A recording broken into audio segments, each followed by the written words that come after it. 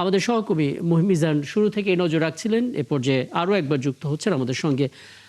মহিম, আমরা পুরো নামাজের অংশটা জুড়ে সরাসরি সম্প্রচারে ছিলাম, সরাসরি আমরা দেখতে পেলাম রাষ্ট্রপতি এবং প্রধানমন্ত্রী পাশাপাশি নামাজ আদায় করলেন এবং মুসল্লিদের ফেরার পালা।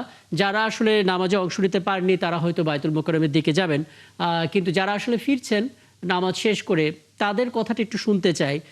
বিশ্ব একটা যুদ্ধের মধ্যে আছে, সেই যুদ্ধের অবসান নিশ্চয়ই তারা চায়, দেশের সমৃদ্ধি তারা কামনা চায়, নিশ্চয়ই সেগুলো একটু জানাবেন আমাদেরকে মহিম।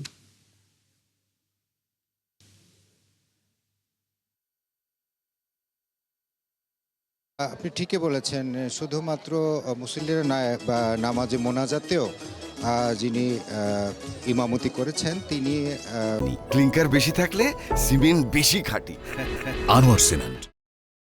বিশ্ব শান্তি যাতে সারা বিশ্বে যে এক ধরনের বিশৃঙ্খল পরিবেশ সৃষ্টি হয়ে রয়েছে সেটি যাতে সবাই কাটিয়ে উঠতে পারে এবং যুদ্ধাবস্থা যাতে থেমে যায়, যুদ্ধ যাতে থেমে যায় সেটিকে সেদিকে দৃষ্টি রেখেই মোনাজাত করেছেন আল্লাহর দরবারে। আমরা মুসল্লিদের সঙ্গে কথা বলি, আপনি আল্লাহর দরবারে কি চেয়েছেন, আর যে যুদ্ধ শুরু হয়েছে আল্লাহর দরবারে কি আমাদের সকলেরই প্রত্যাশা, আপনি আল্লাহর কাছে কি চেয়েছেন এই ঈদুল ফিতরের জামাত? আসসালামু আলাইকুম। আমরা ঈদগাহে এসে খুব ভালো মতন ঈদগাহে নামাজ করছি। আল্লাহ আমাদের সবাইকে সুস্থ রাখুক, আলহামদুলিল্লাহ। এই যে যুদ্ধ হচ্ছে, আল্লাহর দরবারে আপনার প্রত্যাশা কি যুদ্ধ বন্ধের? যুদ্ধ, এই যে যুদ্ধের জন্য আমি আল্লাহর কাছে দোয়া করছি। দুনিয়াতে যুদ্ধ চায় না, শান্তি চায়। আল্লাহ যেন এই পবিত্র ঈদুল ফিতরের উসিলায় যুদ্ধকে দমন করে দেয় এবং সকল মুসলিমকে জানায় ঈদ মোবারক। আল্লাহর দরবারে আপনি কি চেয়েছেন আজকের নামাজ? আলহামদুলিল্লাহ, আল্লাহর দরবারে দেশের জন্য সবার জন্য দোয়া করছি, নামাজ পড়ছি, সবার জন্য ইনশাল্লাহ দোয়া রাখছি। যে সারা পৃথিবী যে যুদ্ধ চলছে এক ধরনের, ইরান, ইসরায়েল এবং আমেরিকা মিলে যুদ্ধ, সেটি বন্ধে আল্লাহর দরবারে আপনাদের প্রত্যাশা ছিল, অবশ্যই তো আল্লাহর কাছে চেয়েছে। যে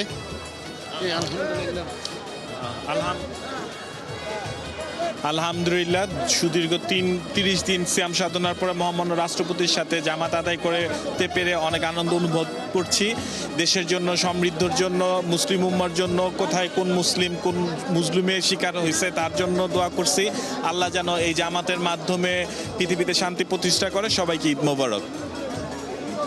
আসলে সবার এক বাক্যে সবার একই কথা এবং একই প্রত্যাশা। আসলে কেউ যুদ্ধ চায় না, সবাই শান্তি চায় এবং প্রত্যেকেই সেই শান্তির নিমিত্তে এবং সেই শান্তির প্রত্যাশা এই বড় জামাতে, ঈদুল ফিতরের জামাতে আল্লাহ দরবারে যে শান্তি চেয়েছেন এবং সেই সঙ্গে যারা এখানে মুসল্লি রয়েছেন তাদের আসলে নতুন একটু আগ্রহ ছিল, যেটা আমি বারবার বলছি, যে বাংলাদেশের রাষ্ট্রপতি এবং প্রধানমন্ত্রী তারা দুজন এবং প্রায় 330 জন।